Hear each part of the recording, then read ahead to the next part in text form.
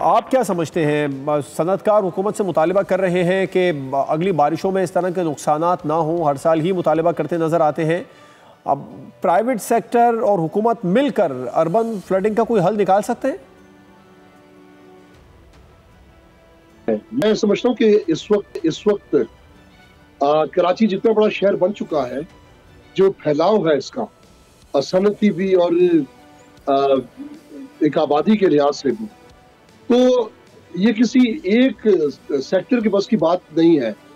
موجودہ جو شہری حکومت ہے اس کے ہاتھ سے یہ سمجھ لیں کہ اس کے انتظامات اس کے بس میں نہیں ہے.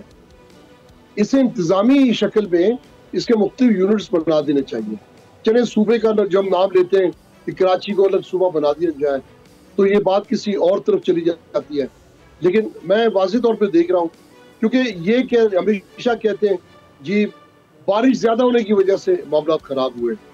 دیکھیں، اگر تو نکاسی آب کے معاملات خراب نہ ہو، پانی ہم دیکھ رہے ہیں کہ بارش کے ذریعے آنے کی رفتار زیادہ ہے، نکاسی کی رفتار کم ہے، تو پھر تو چلیں سوچا جا سکتا ہے کہ پانی کی آمد زیادہ ہو گئی. لیکن نکاسی اگر مکمل طور پر بند ہو اور سڑکیں تالاب بن جائیں تو پھر تو ہم اداروں سے گلہ کر سکتے ہیں کہ آپ نے نکاسی آپ کے سلسلے سیوریج سسٹم کو بہتر نہیں کیا.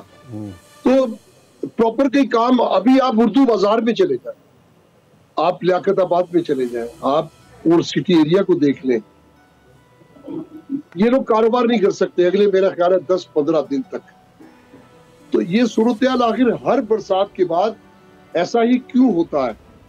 اب پرائیویٹ سیکٹر کے لیے یقیناً طریقہ ایک موجود ہے، یا ہم نے چائنیز کمپنیز کو بھی ڈیبرس کی ذمہ داریاں دیں اور طرح کی ذمہ داریاں، لیکن یہاں کے نظام میں کوئی بھی رکنے اور ٹھہرنے کو تیار نہیں ہے جو یہاں کا طریقہ کار ہے. تو میں یہ سمجھتا ہوں اب بل بیٹھنا ہوگا، اب اسے سنجیدگی سے ٹھیک کرنا ہوگا، ورنہ کراچی جیسے شہر میں لوگ مایوس ہوں، سرمایہ نہ لگائیں یا سرمایہ منتقل ہو جائے، کاروبار بند ہو جائیں، کاروبار منتقل کرنے پہ غور ہو جائے، تو سوچئے سندھ حکومت کو کم از کم اب سنجیدہ ہونا پڑے گا.